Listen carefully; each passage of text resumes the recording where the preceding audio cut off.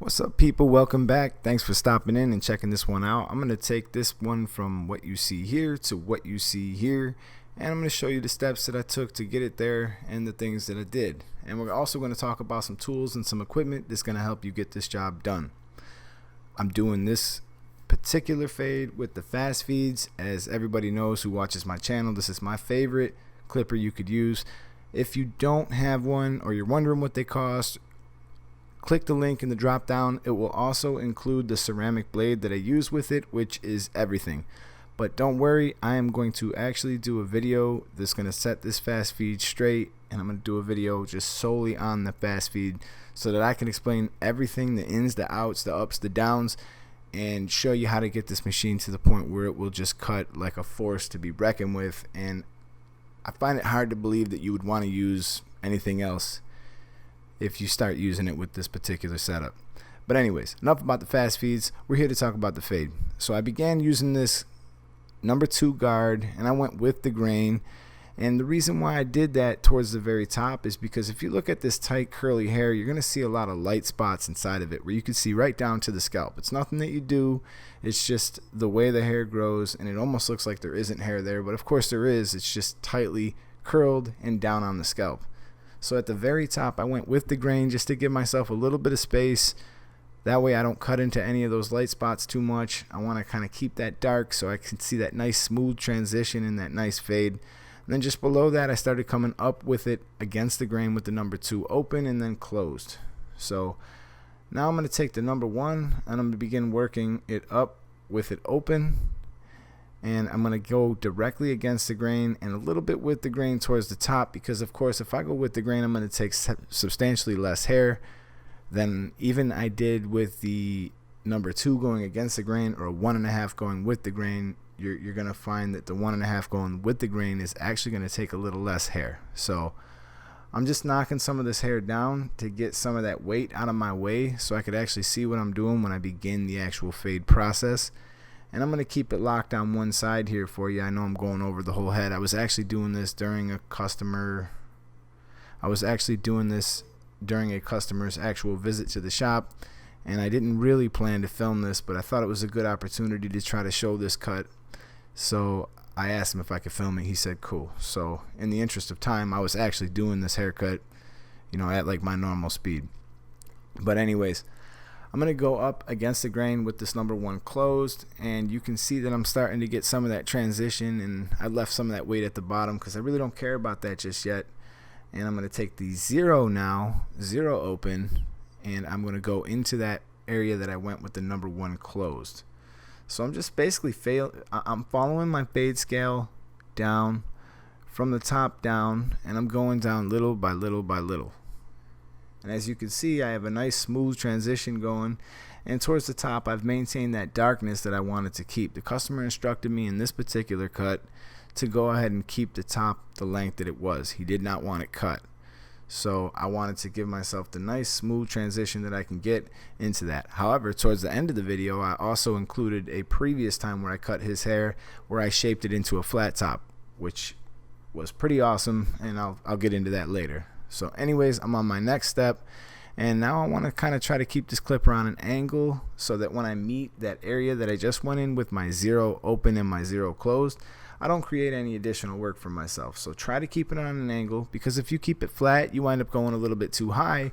You're going to wind up cutting like a really light spot into it, and that's going to set you back a little bit. That's not going to be the end of the world, but I'm just trying to save you some work. So now I began closing this clipper all the way, and little by little towards the very bottom, I'm going to have it so that it's 100% closed. You can refer back to the fade scale because you just need to know how these things line up. It doesn't necessarily mean that you have to use it in that any particular order. You just need to know how they work together, how they best work together. So I have this completely closed, and I am moving it possibly open just a little bit to meet those lengths. And as you can see, the fade is starting to come out pretty clean right here. However, I'm taking this all the way down to skin, so we're going to begin that process in just a second.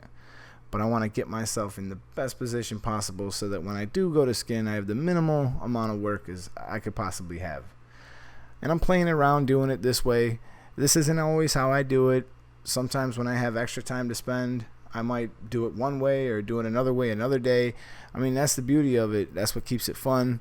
Keep trying to attack it in different ways, try to figure out what works best with every single client, and relying on your experience throughout this time. So now I'm going to the Ostervolts. I have the 5.0 on here. This is just going to wipe away any of the hair that's left that I couldn't get, because the Oster Fast Feed Zero Gap, they cut very close. I could run the skin machine on them, but they do not cut as close as the 5.0.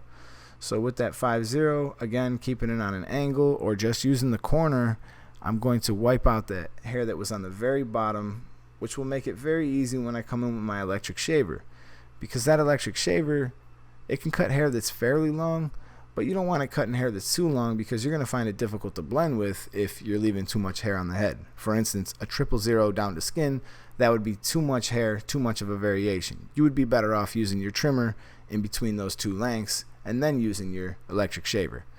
So I'm coming up against the grain towards the very bottom. You're going to see me kind of flipping it, moving it, peppering it, just tapping it, and then you're going to see me moving down with it and up with it at the same time. So now I'll turn around, I'll start coming down with it, and that's going to remove any little line that you might put in, because you're going with the grain and taking less hair while moving with the grain, just like I am in this step, is going to cause you to be able to blend out certain lines that you might not have otherwise been able to get out.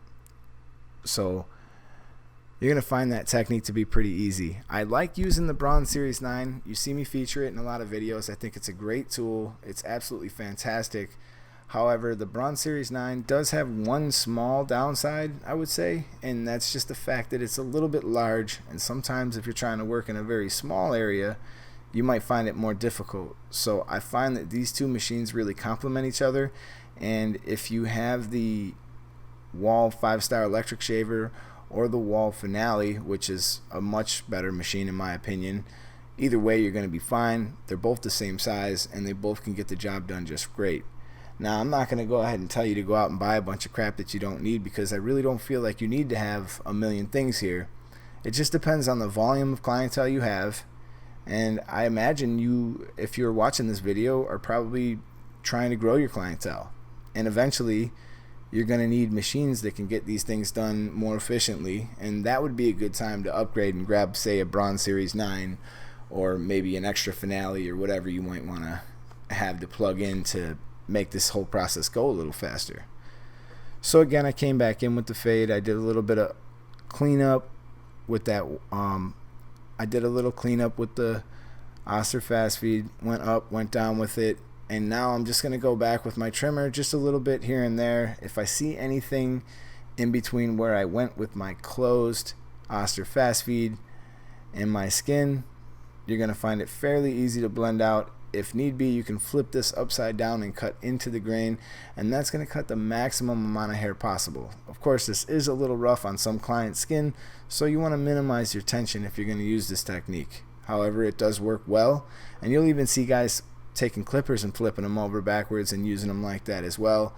I don't find the need to do that too much, because I really haven't ran into something that I've struggled with as far as the way I have my setup on the Fast Feed.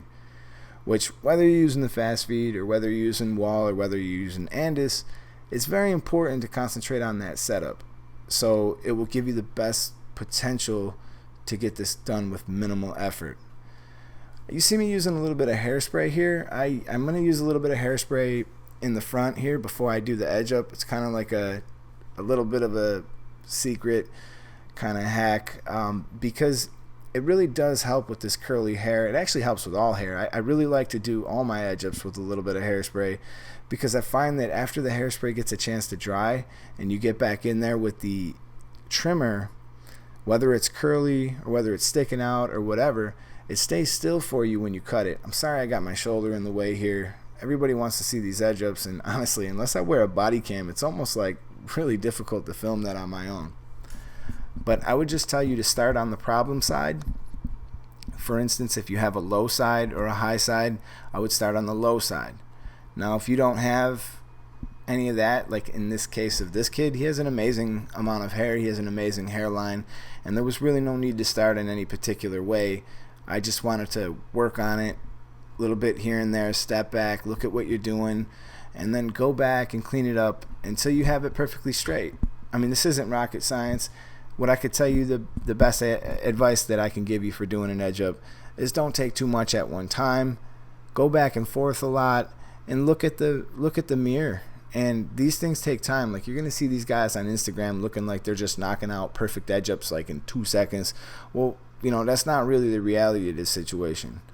Okay, so I got my Get Beamed here. It's the cordless airbrush, and I got some Kiss Express in there. And I've really been up and down with this machine. I plan on doing a review on this machine, but I really wanted to give it a good amount of time. Now, I'm actually using this machine. I was one of the people in that very first group that got it, so I got it right around the same time everybody got theirs.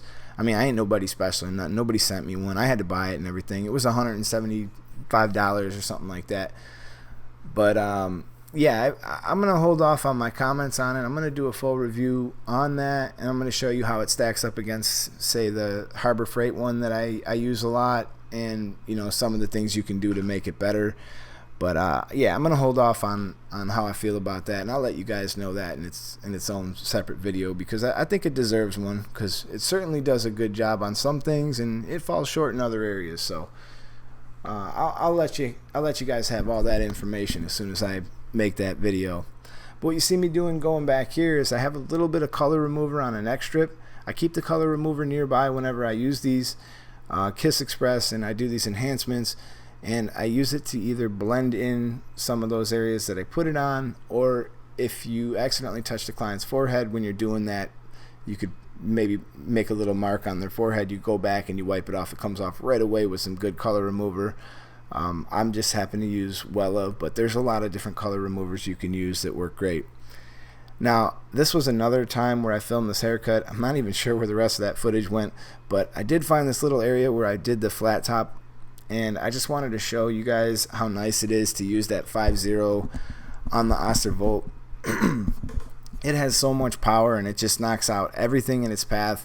If you notice that, like, when I'm doing this, I don't like find that this machine pushes the hair around. Like, literally whatever you put this machine on, it just cuts it with the most efficient cutting strokes you could ever get out of anything.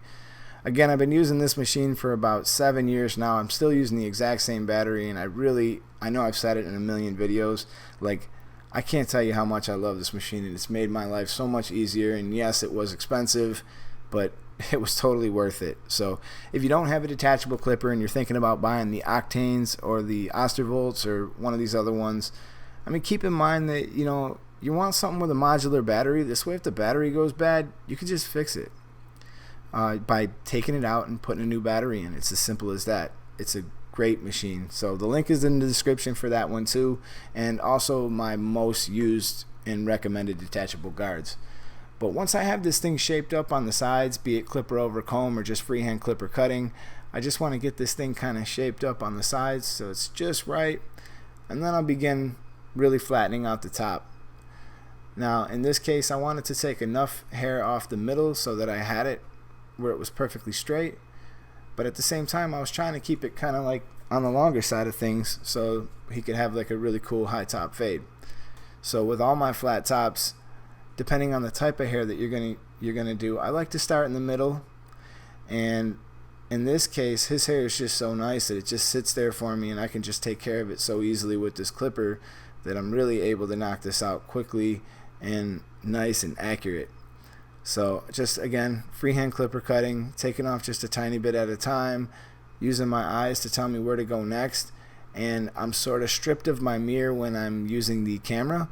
I kind of have to rely on what I'm seeing right there, but when I'm actually doing this in the shop, in the trenches, I'm using my mirror as much as possible, because that's going to give you, say, maybe an 8-foot perspective. If you figure about you're 4 feet away from the mirror, so you're 4 feet there, 4 feet back, you're getting like an 8-foot perspective. If you don't have a mirror, just step back and look at it. It's not hard to find these mistakes. Like, I just look around, look at it from every angle, and I think I could do probably another flat top video where I could really show that, because I think that's kind of somewhere I may have fell short in some of my other flat top videos.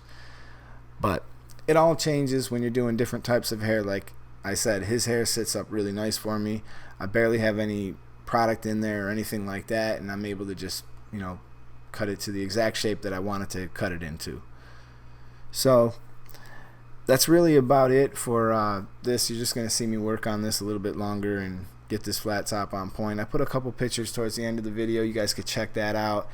And yeah, man, I hope you guys enjoyed the video, and keep an eye out for the next video, because I just hit 11,000 subscribers, and I really intended to give something away at 10,000 subscribers, but I've been very busy. Me and my wife just had another baby, and things have been a little crazy right now. It's been kind of difficult for me to get back to the schedule of uploading the way I was trying to do. So anyways, in this next video, I plan to do the giveaway that I initially planned on doing for the 10,000 subscribers. You're just going to have to wait and see what it is, and, you know, maybe hit that notification bell, subscribe, whatever.